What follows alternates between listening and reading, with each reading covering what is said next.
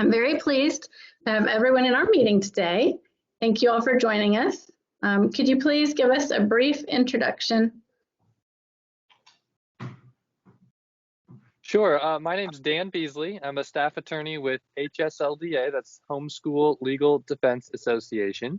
I've been in my current role as a staff attorney for about 6 years. I'm also a homeschool graduate and a homeschooling dad. I have 5 kiddos that my wife and I are homeschooling. In fact, I'm working from home today on Tuesday because my wife is at co-op. She's one of the tutors over there, and she's got our kiddos with her. So I actually pick up the little ones and bring them home, and they're napping right now. So hopefully we don't have any distractions. Great to be with you all. So I will go next. My name is Lisa Lewis, and I am the current chairman for Georgia Home Education Association. I'm a retired homeschool mom. I homeschooled my 4 daughters over a period of 21 years, and we homeschooled from the beginning to the end for all of them. And currently in my role as chairman for Georgia Home Education Association, we're working on our mission, which is to support homeschoolers in Georgia.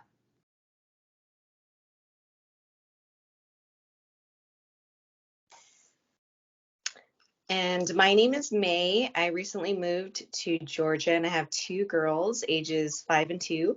And I'm starting out in the homeschool journey and I'm glad to be here. Thank you for having me. And my name is Porschalyn. I am a mother of 3 and my husband and I relocated to Georgia, I think last year from Alabama. We love homeschooling. It was amazing to find this platform that was not on Facebook. So thank you so much, Angela. And I'm excited to be a part of this process as well. Great. Thank you, guys. I'm glad to have you. Let's begin the video with a brief description of both HSLDA and GHEA. We would love to hear the benefits of both organizations, how they work together to benefit Georgia families. Great. Well, so as a staff attorney with HSLDA, our mission is to preserve the right of parents to educate their children at home, to make homeschooling possible. And we do that a couple different ways. One way, as you might guess, is on the legal side, hence the name Homeschool Legal Defense Association. So when HSLDA started in 1983, it wasn't clearly legal to homeschool like it is today. In fact, some parents were being prosecuted for homeschooling. In fact, in my home state of Nebraska, where I grew up, various pastors and parents spent some time in jail for violating the compulsory school attendance law. And so HSLDA was started because families needed legal representation, and ideally, that representation would be affordable, which is usually an oxymoron with a lawyer, right? An affordable attorney, what is that? And so Mike Ferris and Mike Smith, who were handling homeschooling cases in the early 80s, decided to start HSLDA with a membership model so that homeschooling families would join HSLDA, pay a price of about 1 hour of an attorney's time, and then homeschooling families that needed representation would receive it pro bono or free of charge. So that's sort of the history behind HSLDA. We still provide those same legal services, though the legal issues have certainly changed. Homeschooling is now clearly legal in all 50 states, but we still have cases. We still represent homeschooling families who face various forms of discrimination for homeschooling, whose homeschool programs are sometimes challenged or questioned, or they just have various interactions with school officials. And we assist on the legal side with equipping those homeschooling families, representing them. In fact, I've personally been involved in a couple cases in Georgia over the last couple of years that have been in court. So I'd be happy to share a little bit about those later. But that's one aspect, is the legal services that we provide. We also are active in the legislature at both the state level. We watch legislation in all 50 states, and we have a small office in DC and monitor federal legislation. Part of those efforts is directly supported by state and local organizations such as GHEA. In fact, as homeschooling increasingly became more recognized and really explicitly or clearly legal in different states, really in the 80s and 90s, where most states were passing laws that made it clear that homeschooling was legal, we were working very closely with state organizations. So HSLDA has some national recognition. We have legal expertise that few, if any, other legal associations would have. And state organizations that we work with have valuable relationships that we simply cannot have being a national organization. And so being able to work with state organizations like GHEA, who has those relationships, more relationships in the legislature, who has more relationships with local groups, such as this one, it's a very valuable combination. Okay, and so that's kind of a broad overview. One other thing that I'd like to highlight is we also have consultants. We actually have 13 educational consultants on staff who can help answer practical questions about homeschooling. So maybe you're wondering, what do I keep for records, or does my child have a learning disability, or what kind of learning, what's their learning style? Questions like that. Our education consultants can help answer practical questions, or maybe it's about curriculum. And so my wife and I actually recently went to a couple years ago, went to a homeschool conference thinking, oh, let's buy curriculum for our children. And we'll just go and we'll just get it all purchased. And now when I was homeschooled, my wife's also a homeschool graduate, there were like 3 options, okay, to choose from to homeschool. And so we went there and realized that there were scores of options, dozens of options, even hundreds of options. And everybody was explaining to us why exactly their program was the best for us.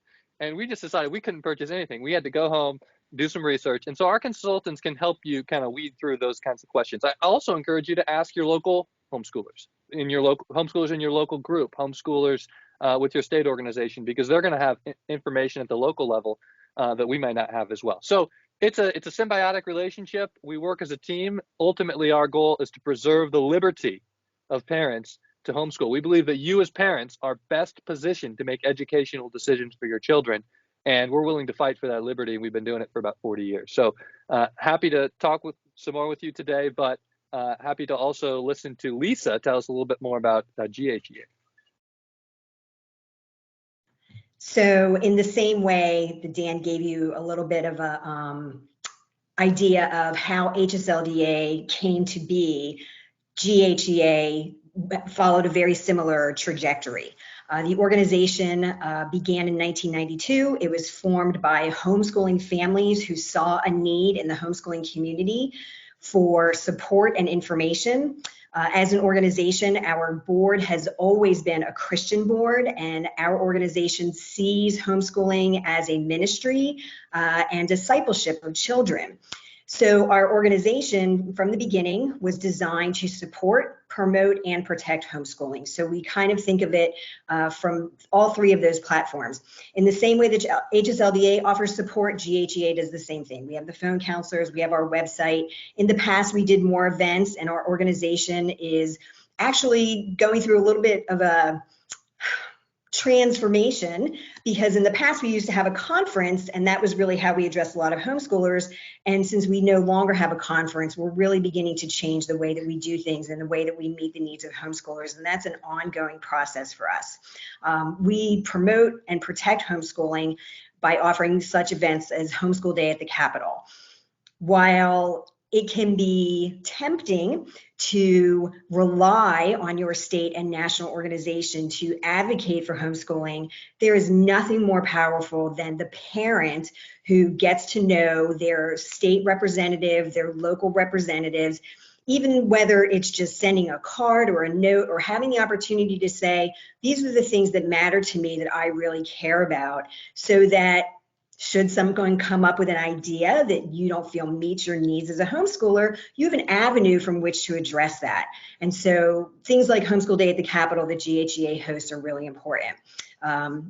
That's really who we are right now. In addition to supporting homeschooling and homeschoolers locally or personally, we also want to make sure that we're helping people to understand that they do play an important role. It's not just up to the organizations. Homeschooling has always been somewhat of a grassroots movement. And no matter how sophisticated we've become, I think that that's still really true. We don't want to forget that or lose that. Great. Thank you. And before we forget, Lisa, what day is that Capitol Day, the day of the Capitol? Well, I have requested Wednesday, February 23rd for Homeschool Day at the Capitol.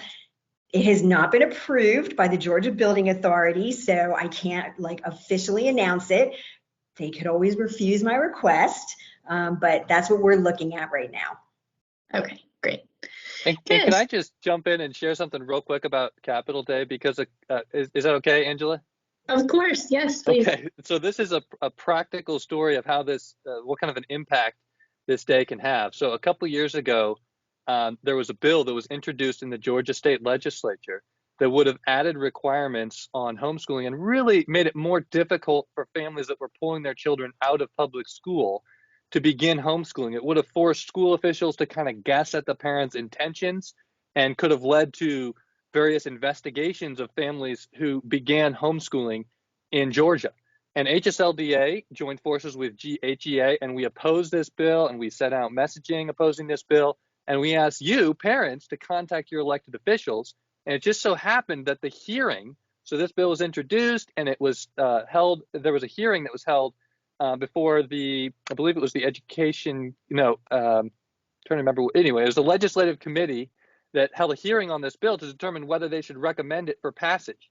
And it was supposed to be the day before Capitol Day, and the hearing actually got moved to the same day. Okay, so the same day that this Capitol Day event was taking place, there was this hearing on this bill that would have affected homeschooling families. And I actually flew down to Georgia, and GHEA put on a great event. I was able to speak at their event. They had some other speakers who spoke at the event. We prepped people on the bill, and we actually walked right over to the Capitol and talked with legislators and offered testimony at this hearing. And as a result of that effort, the bill was amended to remove all of the concerning provisions out of it. And it has we've actually used that language, actually just used it recently in a case to help a homeschooling family, because we got some good language put into the bill. And so if I had, shown up as this lawyer from DC and, come in and tried to testify against the bill, maybe it would have had a little bit of impact. Okay, but not much. All right. What really has an impact is the fact that there were over 500 homeschooling parents. And the sponsor of this bill said, I keep hearing from these parents, you guys are great parents, you're making good arguments, I'm listening. And it has an impact. And I'll tell you one other reason real quickly why, because there are those, especially in the media, there are people who don't like homeschooling. I don't know if you know that or not, but there are people, especially elites, who don't like the ability like the fact that parents have the ability to homeschool. And so every now and then you'll see these stories circulating around in the media that portray homeschooling in a really negative light. And if your legislature, so if there's a bill that's introduced and the only experience your legislator has with homeschooling is this article that they're reading, that's not good. But if they know if they know homeschoolers in the state of Georgia, I'm confident that they're going to read those articles with some level of skepticism, and you're going to lay the foundation to be able to preserve liberty in the state of Georgia. So building those relationships, going to Capitol Day, meeting your legislator, it's a great way to teach civics. It's a great way to support GHEA, and it's a fantastic way to preserve liberty in Georgia. That's great, Dan. Thank you. I actually remember that. My children were old enough to be homeschooling at that point, and I took them down for our very first Capitol Day at that exact one. So that was a really great experience for all of us. All right, well, we will go now into the question portion of our meeting. And we had some questions that were submitted both from members of our network as well as Maybelline and Porschalyn that had a couple of questions. And so we'll just begin now with the first question submitted from one of our network members, which was, how long should we keep our children's schoolwork, samples, and test results, as well as progress reports? And then a follow-up on that is there anything else that we should be keeping just to be safe? Sure, I'll take that one. So that's a great question. It certainly has to do with legal compliance. And don't think that HSLDA is only here to represent you should you need representation. We also just answer basic questions about legal compliance. So it's a great question. And in short, how long should you keep the records? I suggest, now this is not legally required. In other words, if you don't do this, it doesn't mean that your homeschool is not legal. But here's my recommendation. So legally, there's no particular time frame that you must keep them. Okay. But I would recommend keeping 2 years worth of records so that if your homeschool were to be scrutinized or to be challenged, that you can demonstrate that your children are learning and have been for the current year that you're on, as well as the immediately preceding year.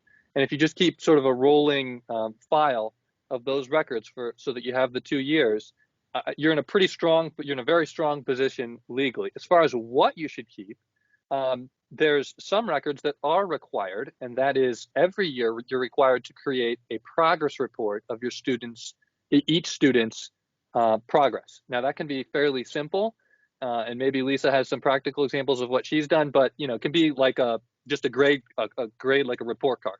So the different subjects listed out, and then the grade that they're achieving in each subject. Maybe you use a different grading method and would prefer to just summarize kind of the progress they're making in a couple sentences for each subject. That's fine too. Really, the format is up to you. It just needs to be a progress report. That's what the law says. Okay, it doesn't define exactly what it means. So you've got flexibility. I encourage doing something simple and making sure that you do it rather than trying to come up with something real complicated and then not getting to it. Okay, because it is something that's required. One other thing is testing is required every 3 years. So if you're homeschooling, from the beginning, from the early ages, and it begins at 3rd grade. Okay, so nothing's required up until 3rd grade, but beginning with the 3rd grade, you would test every 3 years. So that would be like 3, 6, 9, 12. Now, if you're pulling children out middle of the school year, or say in 4th grade, that time frame may be adjusted for that. Okay, but it's just at least every 3 years you need to have a standardized test result in that file as well. Now, one exception to that 2-year rule is I do suggest keeping high school level records permanently. I know it may seem like a lot, but it's a good idea to just keep them. Just have a file, have a folder, a cabinet somewhere, a box, and hang on to those for the 4 years of high school, especially the legally significant pieces. So the progress report and those tests. It does occasionally come up where a homeschool graduate is trying to get a job and there's a background check happening to verify that they are a high school graduate, or they're enlisting in the military, or they're applying to a particular college that may want to kind of dig into that a little bit.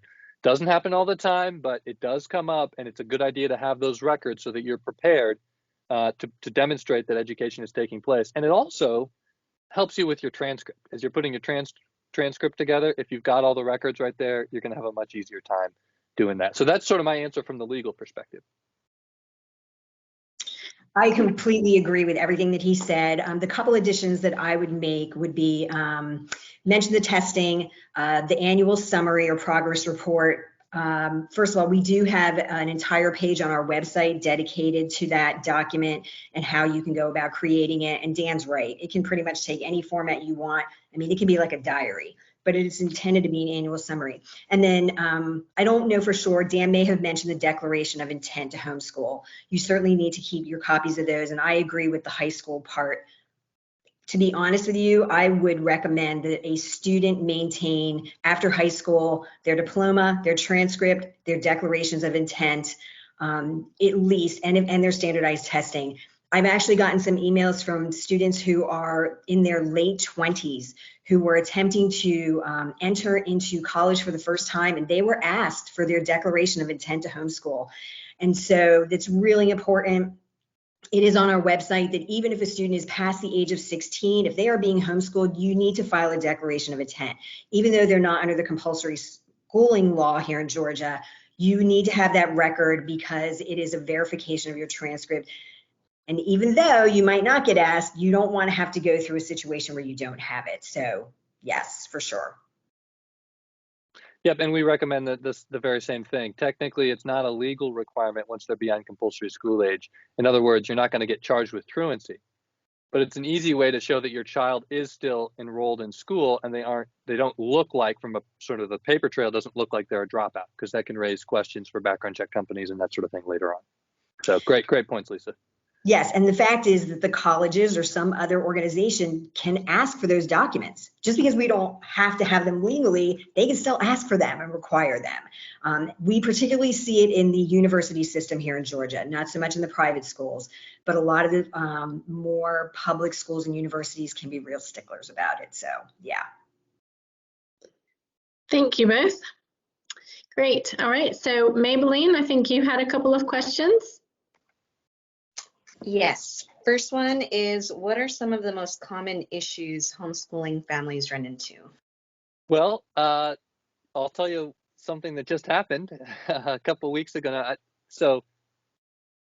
Well, let me start by saying common. What's probably most common is confusion with school districts about whether the family is actually homeschooling, particularly with the number of families right now that are pulling their children out of public school. The state, so as Lisa mentioned, you file a declaration of intent each year with the state. Every year that needs to be filed, and you can file it online. And then the state, in turn, forwards information to your local school district so that they know not to expect your student at school. And sometimes that doesn't happen, or it's not reviewed in a expeditious manner, and it can create some problems. So that happens from time to time, and it's just the left hand doesn't know what the right hand's doing, and it's just confusion. And so we often can resolve those pretty easily, especially if you contact us early on. Now, I recently had a case in Georgia over near Augusta, and a family began, their children were enrolled in virtual school last year, all of last school year, and they withdrew the children. Well, they finished the year and then let the school district know that they were going to be homeschooling the following year when they picked up all their end of year records and turned in their technology and so forth. And the school said, okay, fine. And over the summer, they filed their declaration of intent as is required by law. They did everything that they were supposed to. Homeschooling was going great. Children were making better progress.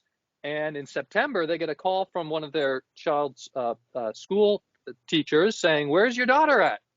And this is like in September. School's been in session for over a month. So it's a little weird that they waited so long to call, but they did. And she said, oh, well, remember, we're homeschooling, and we filed our declaration. And she said, okay, we'll check. We've got some records that we haven't reviewed yet, so it should be fine. They didn't hear anything back until they got a court summons in the mail in October, the first week of October, saying you got to show up to truancy court. Because on the petition that was filed with this summons, it said, it was alleging that these children were in need of services, in need of government intervention, because they were not attending school. It said no show for school. It's like, well, of course they're not attending school. They're homeschooled. And so we were able to help this family, and thankfully we are able to actually resolve this issue without them having to even go to court at all, although it was a little touch and go. So the prosecution, we contacted them. We through our local counsel, provided the evidence that they were in compliance with the law, and the prosecution pushed back and said, all right, well, now we need to see their curriculum. And it's like, well, whose fault was it that this even came into court? Was it the families? They did everything right. And now they're expected to sort of prove that they're innocent, that they're in compliance, when the burden really rests with the state. So we kind of pushed back against that and said, well, what were the circumstances that led to this petition being filed? And eventually they kind of realized, I think, that it just wasn't worth pursuing, and they dismissed the petition, which was great.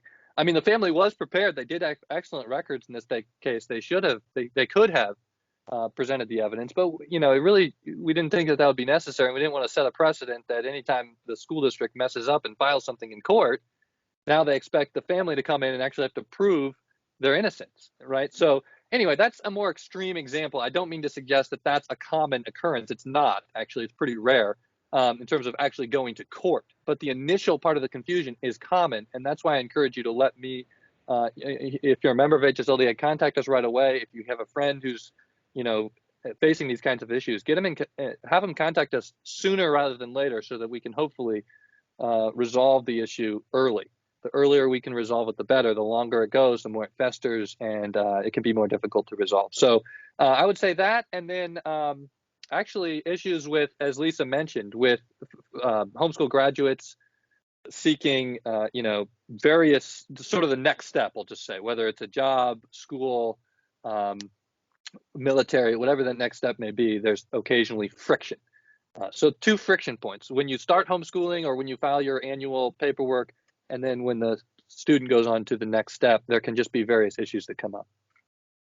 I agree. The confusion is probably one of the greatest challenges, both on the part of homeschoolers as well as bureaucratic officials. I think that it should be recognized that in general, bureaucracies do not, for some reason, feel that they need to be informed about homeschooling in general or the homeschool law, and they seem to feel that it is incumbent upon the parent to be fully knowledgeable. And so the confusion occurs when families feel like they're doing the right thing and the school says, no, you're not, you need to do it our way.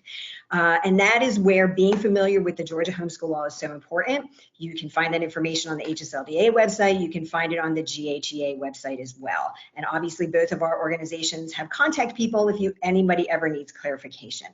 Of course, like any other endeavor in life, there are a lot of other issues that can occur for homeschooling families that are mostly personal. You know, families have challenges meeting other homeschoolers. Families have challenges with regard to what they feel is the best path for them to follow. And as the only other challenge that I really see, particularly in Georgia, has to do with the focus of a homeschool. I homeschooled my children in 3 states, Tennessee, Arizona, and Georgia. And initially when we began, which was in 1995, our reason for homeschooling as Christians was that we wanted to disciple our children. And so ultimately that became our goal, was to develop them into good Christians who would be good citizens, responsible, things like that. And so because that was our focus for us, we made sure that the things we were doing was going to meet those goals. And we didn't always stress so much about the academics. We were not spending a lot of time constantly stressing about that. Was it a stressor? Yeah, because like Dan said, you know, you didn't have as many choices. It was like, what are you going to do? And so I think that I would hope that homeschoolers watching this video would be encouraged to know that every homeschool family goes through the challenges that they're having. Very similar questions come up, and the resources are available to them, whether through GHEA or HSLDA or through Angela's network, North Georgia Homeschoolers. It's a question of understanding that homeschool parents need to educate and inform themselves to develop the proper homeschool environment for their children. It's not as simple as, I'm just going to go buy this curriculum and sit down at the table. You begin to realize there's a much bigger picture, and that's a growth process that takes time. Is there anything that you have seen families forget to include in their homeschool? So one thing on the legal side that can be forgotten is actually that progress report. At least in my experience, that, you know, sometimes it's like, oh, most parents are aware of the testing requirement. I mean, that's another one that can be forgotten. But they're watching their child's progress from year to year, and it's like they're living with the child, they're seeing how they learn. And so it can be easy to overlook the fact that you do want to just document that for your files. So that's one thing on the legal side that that can be overlooked. I would agree. Sometimes people forget to file the declaration of intent by September the 1st. Fortunately, our state is not highly reactive in that regard. I know people have filed it after the September 1st deadline and dated it, you know, back to when they started their homeschool. And the Georgia Department of Education in general is not militant about that. So that's a grace for us. So yes, that happens. But I would, you know, in Georgia, we're blessed because our requirements are relatively flexible. We're required to teach a certain number of days, a certain number of hours as the child is able. Specific subjects, English, math, science, I think there's 5 of them. And after that, we have the freedom to do what we want to do. And so typically, I wouldn't say that people necessarily forget to include things in their homeschool. If anything, I feel like homeschool parents try to do too much. They try to, like, we need to do this, we need to do that. And, you know, often that's just not really the case. Yeah, I would just add, and this isn't necessarily forgetting to do it, but I would just say take advantage of the freedom and flexibility that you have to really tailor your program to meet your child's goals. I mean, especially as they start to get older, get into high school, and they start to develop different interests, and they start to think about a particular career path to the extent that they do, adjust your curriculum accordingly. Obviously, you want to cover, Lisa's right, it's reading, language, math, social studies, and science are required. I mean, those are just kind of the core subjects. But, you know, use that freedom, use that flexibility to really allow your student to thrive and excel and learn what they are really interested in. So I just say don't miss out on the opportunity. Porschalyn, I believe you had a few questions as well. Yes, ma'am, I do. So the first one we'll start with more people homeschooling, do you anticipate more legislation for homeschoolers, even on a national level on down to the state level? Well, we have already heard, the critics chiming in for more regulation. Very vocal critic is a Harvard law professor, Professor Elizabeth Bartholet, wrote a law review article proposing, she actually wrote the law review article in late 2019, proposing a presumptive ban of homeschooling. She thinks that United States courts and legislatures have got it wrong, and that parents ought to be presumed unfit to educate their children at home and only allowed to homeschool with special permission and in certain extenuating circumstances, and that are discretionary and we would be reviewed by local school officials. So now she's not a legislature. What kind of influence does she have? It's questionable, but she's not the only one. I mean, there's other law professors. James Dwyer of William and Mary's another one who has that kind of thinking. Now they're ideologically opposed to the way that HSLDA would view parental rights and your ability to homeschool. And thankfully, the Supreme Court of the United States has recognized that you as parents have a prior right and really an obligation, a responsibility to educate your children and prepare them to be effective citizens. And so if you choose to do that on your own, the state's interest is not so important, right? And as long as you're doing a good job educating them. Whereas others would think there's sort of a clash in the ideology and think, well, the children really kind of belong to the state, and you only have rights as a parent because they're conferred or given to you by the state, right? And so those are dangerous views. They're pretty extreme views. But in terms of more real, here's what I would say in response specifically to your question. That's out there. Okay, there are critics that are out there. As homeschooling grows, I think that those voices will become louder, and those who don't like homeschooling will be more likely to actually take action. So far, we haven't seen it. So far, we've seen legislatures largely expanding opportunities for homeschool students and cutting red tape and unnecessary bureaucracy rather than trying to add regulation. But look, it's easy to ignore 3 to 4% of the population. Some estimates are showing that perhaps as high as 1 in 5 households are homeschooling, or were at least this spring. Okay, so homeschooling has doubled, possibly tripled, and it's going to be a little harder to ignore. And so the bottom line is we need to be ready. There's nothing specific that I'm aware of in the state of Georgia. There are some states where there are pretty onerous, pretty burdensome regulations that have been proposed, but most states are not doing that. Nothing that I can see specifically in Georgia. But the point is we need to be prepared now so that if something does come up, we're able to defeat it. And just real quick, 3 things that you can do, everybody can do to preserve liberty in Georgia. Number 1 is find out who your elected official is. You'll have a senator, a state senator, and a state representative. Look them up. If you can look them up on the state legislature's website. You can actually go to HSLDA's website, and we have a little legislative tool that you can click on, enter your address, and it'll tell you who your state representative is and your state senator is, okay, because you may not know. So that's step 1, is find out who they are. Number 2, you're teaching civics, right?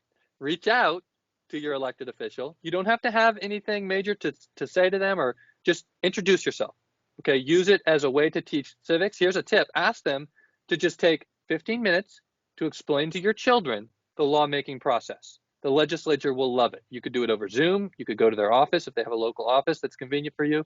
The legislature will love to do that. It will be beneficial for your children, and you'll be building a relationship with your lawmaker.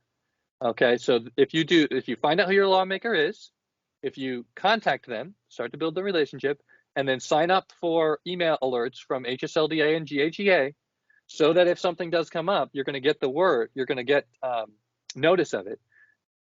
Those are 3 very practical, pretty easy things to do to preserve liberty in Georgia. And then 4th bonus step, tell your friends to do the same thing. Okay, and that'll combat and defeat the negative, inaccurate, narrative that's out there that homeschooling is bad for kids, because we know that you're homeschooling because you know it's good for your children. And so the more homeschoolers legislatures know and meet, the better we're going to be. So one of the things that I would add to what Dan said is to be vigilant about squashing people who post things on social media like, don't worry about testing your kids, nobody checks the results. Okay? Or what does it, I don't have to test every 3 years. Nobody ever sees that information. I don't have to keep track of XYZ.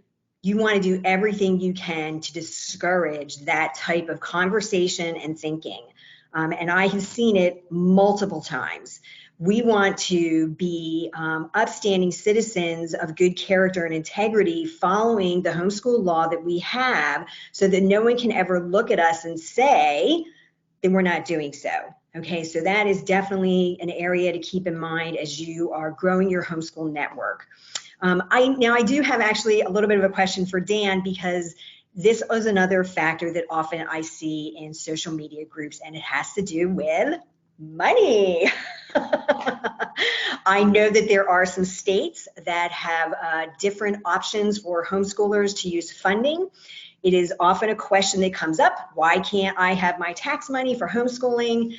There have been some states that GHEA would be supportive of their type of funding. There are other states where we're not. And of course, the question mark is always, well, hey, if we take the money, are they going to be more vigilant about, increasing homeschool regulations? So Dan, maybe you could take a minute and talk about that.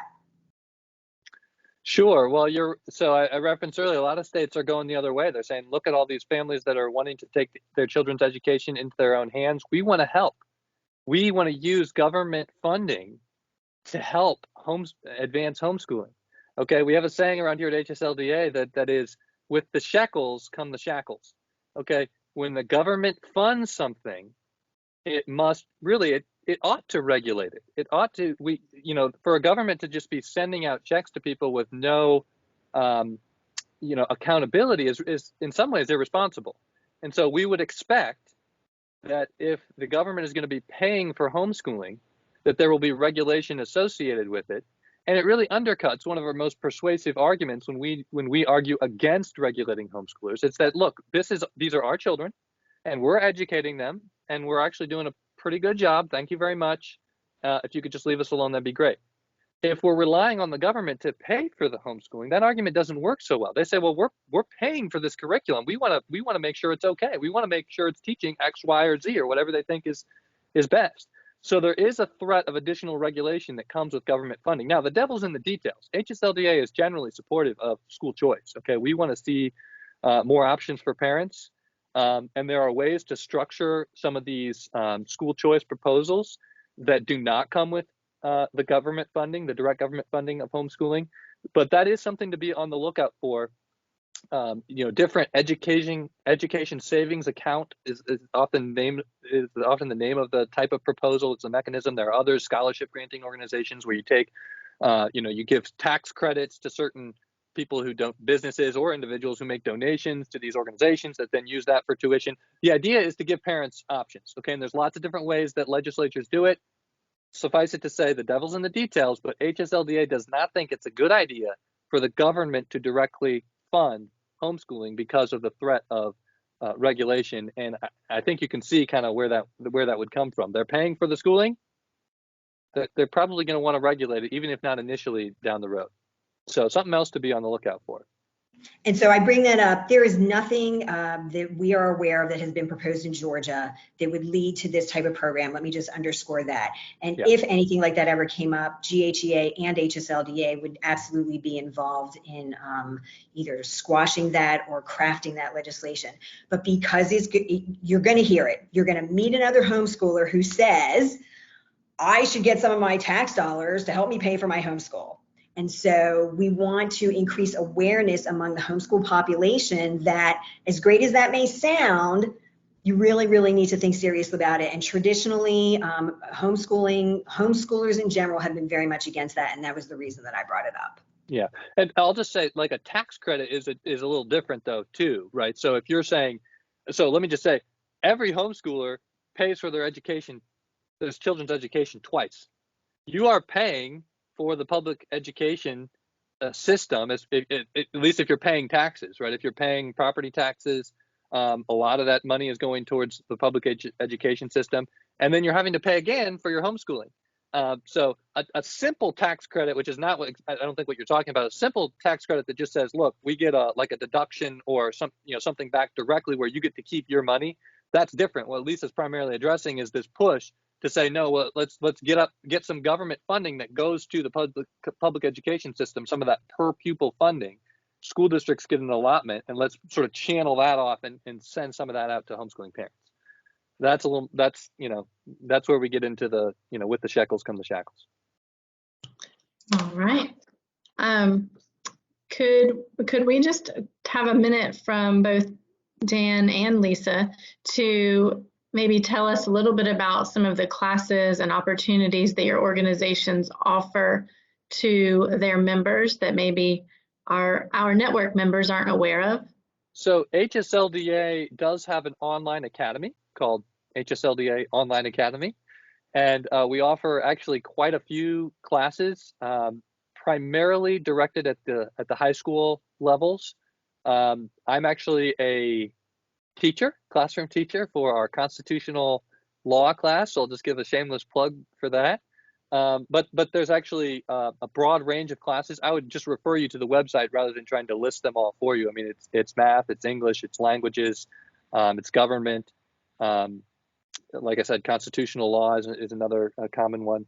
And so we do offer those to help supplement the education that you're providing at home. We recognize that you may not feel like teaching constitutional law yourself. I think you could if you wanted to, okay?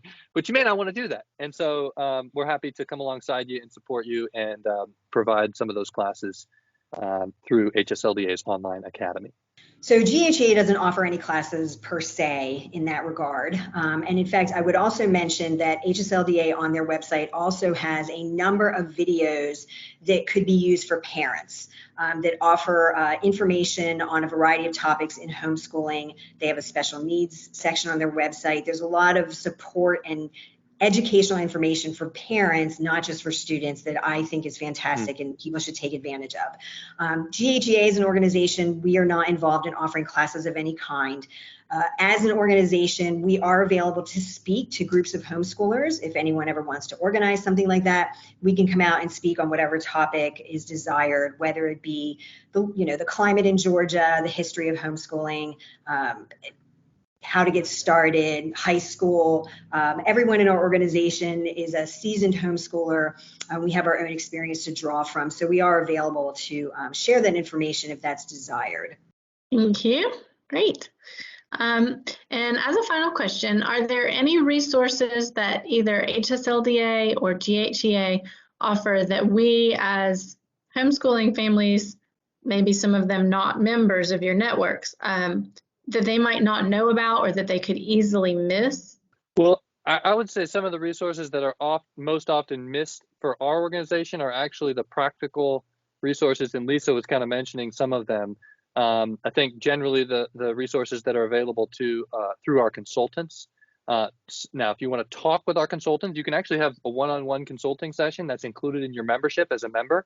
If you're a non-member, you can still look at the information that they make publicly available on the website, and a lot of it is helpful. So, for example, you're wondering, okay, I know I have to test now every 3 years. What test should I use? You can go and look at the section on standardized testing and look at some of the popular tests, kind of compare some of the differences and find that information there. If you're thinking, this particular curriculum or this teaching style that I'm using with my older child is not working so well with my next child.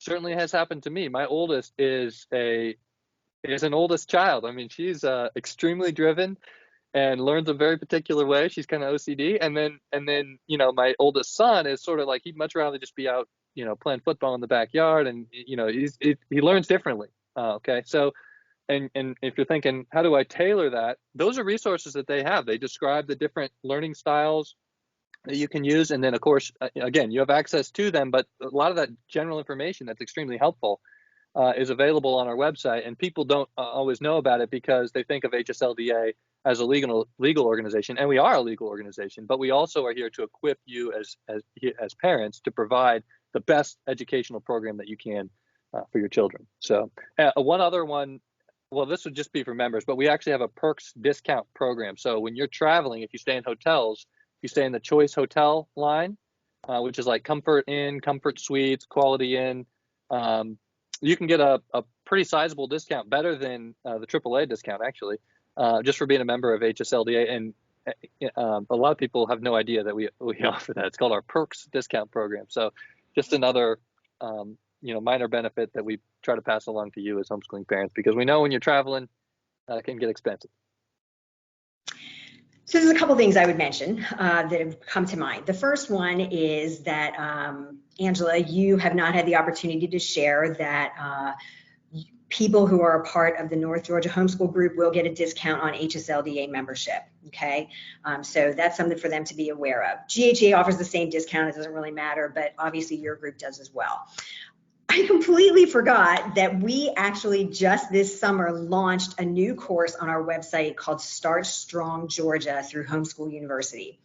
It's a 14-hour course, and it is actually designed for parents, and it will walk parents through all of the steps of homeschooling. It talks about how to get started in Georgia. Oh, cutie.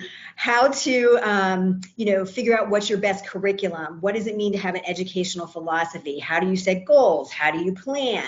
What does it look like to think about high school? How do you make a transcript?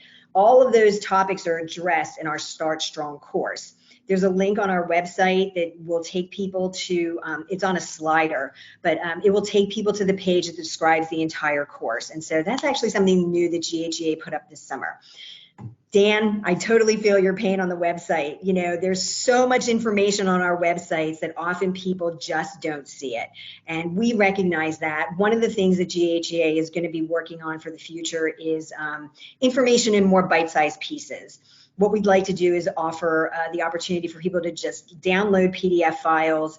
How do I get started? How do I do a transcript? Just really short, quick information so they don't have to kind of click through the website, because let's face it, there's a lot to learn, and that's a good thing. And it's out there. Sometimes it's just a little challenging to find.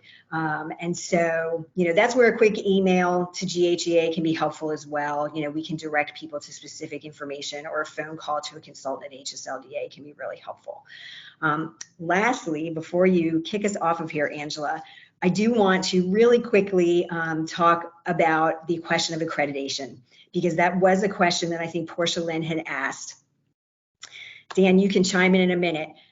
Like I said, I've homeschooled in 3 states, and I am friends with people who've homeschooled in a variety of other states. Now, to my knowledge, Georgia is one of the very few states where accreditation actually even comes into question. The reason for it, to my understanding, is that as homeschooling grew in the state of Georgia, some of the state universities desired that. They wanted to make it easier for homeschoolers, and so they said, hey, you can enroll in this accredited program, and we'll give you a more smooth, quick path to entrance into your state university. It's not necessary, in my opinion. It can be convenient. It's really up to the family. I think each family really needs to review that information and make that decision on their own. There is information about it on our website. I believe it's under homeschool stages for high school. But again, don't really see it in a lot of other states. Very rarely comes up for students moving into college, private colleges. Really only seen a difference for students going into the state universities. Now, maybe Dan has more information I don't know about. Well, it's not to say that homeschoolers who don't use accredited programs, can't get into state universities. They can, right? So, and I know that's not what you're saying, but so there is a pathway, but there are some advantages. You're right. There still are some advantages. In fact, we would kind of view it as a little bit discriminatory. It's really based on the fact that for purposes of scholarships, for example, if you've heard of the Zell Miller scholarship, the standard is higher for homeschool. It's just more difficult for homeschoolers to achieve those scholarships, particularly the Zell Miller. We actually made some legislative changes a few years ago to help improve the discriminatory treatment with regard to the Hope scholarship. So it's better. you can, dual enrollment is still an option.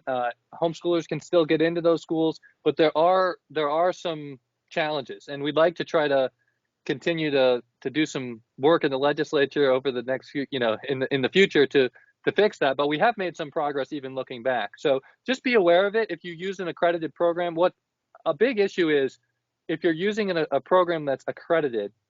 And first of all, it's like, what does that even mean for a homeschooler, right?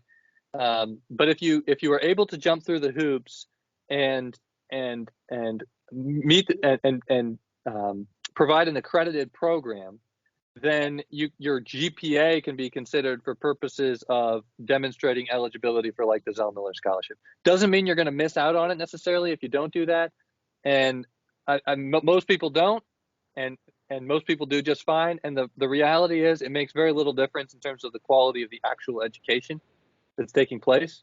I mean, so most parents' primary concern is, look, I want to make sure my child gets a really good education. Don't worry about accreditation necessarily on that front. If you think maybe it applies and it's worth the work and the money and all of that to do, I'd say, talk with us individually or talk with Lisa and consider it. But if you're just kind of new to homeschooling, don't worry too much about it. Don't lose any sleep over it.